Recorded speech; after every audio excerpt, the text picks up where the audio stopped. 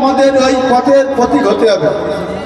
আমরা যে মুস্তান হই, তালেবান হই, গরিব হই, সকলেই কিন্তু ওই পথে যাওয়া লাগে।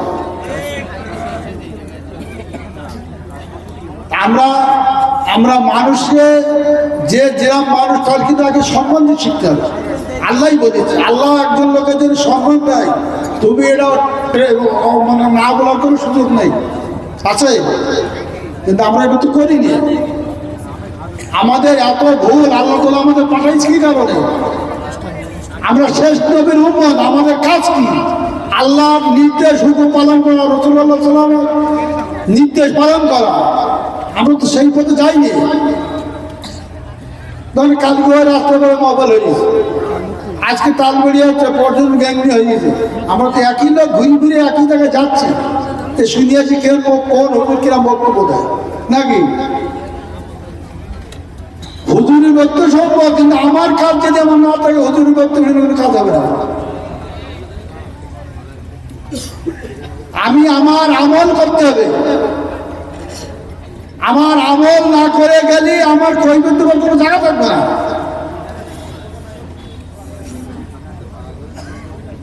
আমরা অনেক সময় যদি হুজুর দেয়, হুজুরের সুরটুর গলা গলা ভালো, একটু যাই একটু শুনিয়ে আসি নাকি? এরকম অনেক লোক আছে না, অনেক লোক, সব লোক আছে। আর হুজুর গলা যেন একটু খারাপ করে বাদে হুজুর কি বক্তব্য দিচ্ছে, এই তো কাজ। কিন্তু আমার কাজ আমার করা লাগবে। আমার পাপের ভাগে কিন্তু কেউ হবে না, আমার সন্তান, বউ, ছেলেমেয়ে কেউ থাকবে না, কেউ হবে না। আমি অসৎ পথে কামাই করে অর্জন করি, দোতলা তিনতলা বাড়ালি, কোনো লাভ নেই। কিন্তু সঠিকের বাইরে যাওয়ার কোনো সুযোগ নেই।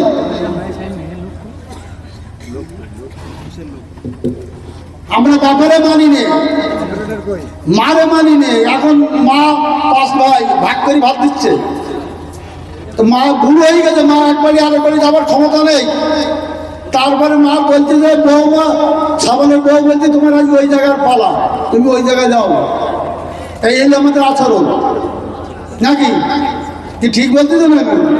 অনেক লোকের হয়তো গায়ে ব্যথা লাগতে পারে, সে টাটকা টাটকা বলে, আমার তো টাটকা বলা অভ্যাস।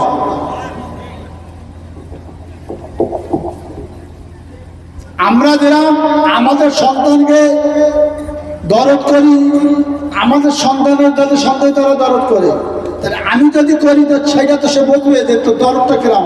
আমার সন্তানের দরদ আমি বুঝি, তার সন্তানের দরদ সে বোঝে। কিন্তু আসলে মা বাবার দরদ এটা কিন্তু কেউ আমরা বুঝতে, তাই না?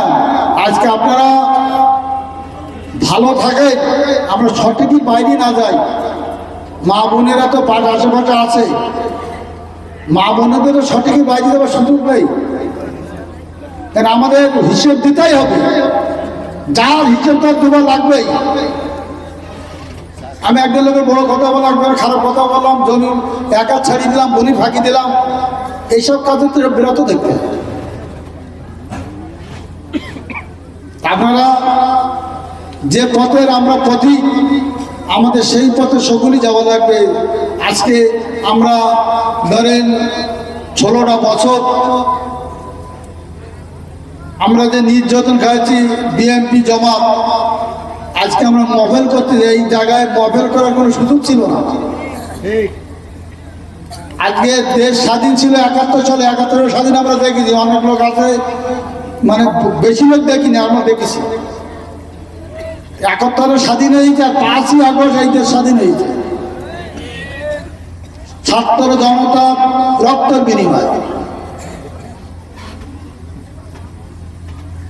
আমি নামই বলি একটা লোকে, ভুয়া আমিরা, ওই গায়ে তো মহফিল করা যেত না। ও দেখো মহফিল আলী পুলিশ ডেকে নিয়ে যেত, ওর ঘায়ে পাগল হয়ে যাচ্ছে। জমাতের লোকের কাছে টাকা দাম নিয়েছে, তো নিয়েছে, পুলিশ আসতেছে নাই ধরেই দিলাম। ও নিয়েছে, ভাগিদার আরও আছে, কালেকশনে তো এই দিন গেছে না। এখানে হাসার কিছু নেই, আজকের পরিবর্তন হয় তো আমরা কোথায় থাকতাম, এইটা হিসাব করতে হবে যে ঠিক তো নাকি? আজকে যদি ওর মতো ছেলে উরির গায়ে আমাদের আলিপুর ইউনিয়ন পাগলেই গেছে, ধরে ক্যান্ডি বেরিয়ে দিবে মহফিল হচ্ছে, ওখানে হাজির, মহফিলের আগে হাজির, উনি ডেকে নিচ্ছে যেখানে মহফিল হচ্ছে, কোন হুজুর কোন বক্তব্য দিচ্ছে, দেশে বাইরে বলতেছে কি বলতেছে, হুজুরি না ধরে করলে হে ভাত হতে পারছে না। এখন দেখি নাবিকে দাঁড়িয়ে রেখেছে, কোনো কাজ হবে না, সময় বুঝিয়ে দেবে কি করতে হবে। আজকে আমরা সঠিক পথে চলি, সঠিক রুজি কামাই করি, খাবার চেষ্টা করি।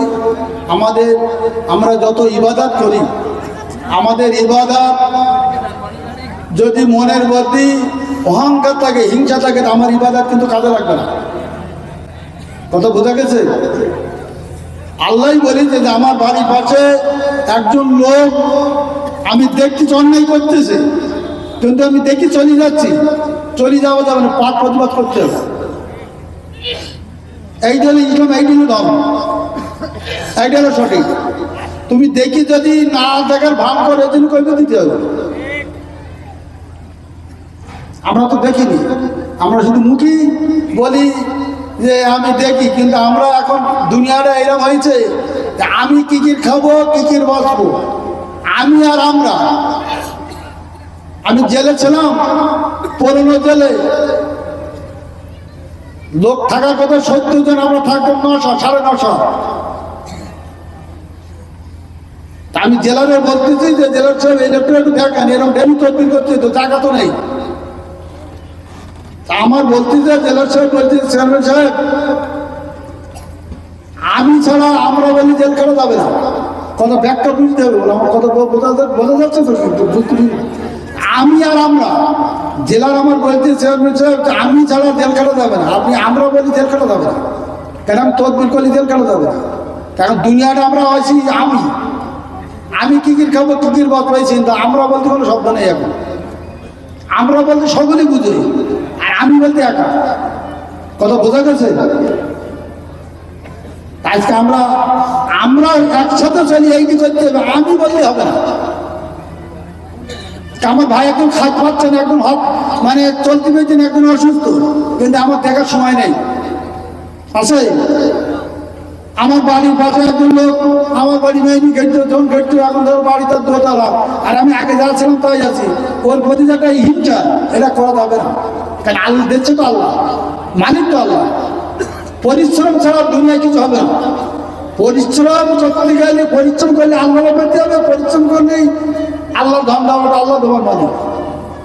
হিংসা করার কোনো সুযোগ নেই। আমি আর কিছু বলবো না। আমার হুজুর বক্তব্য দেবেন 11:30 বাজ দিকে।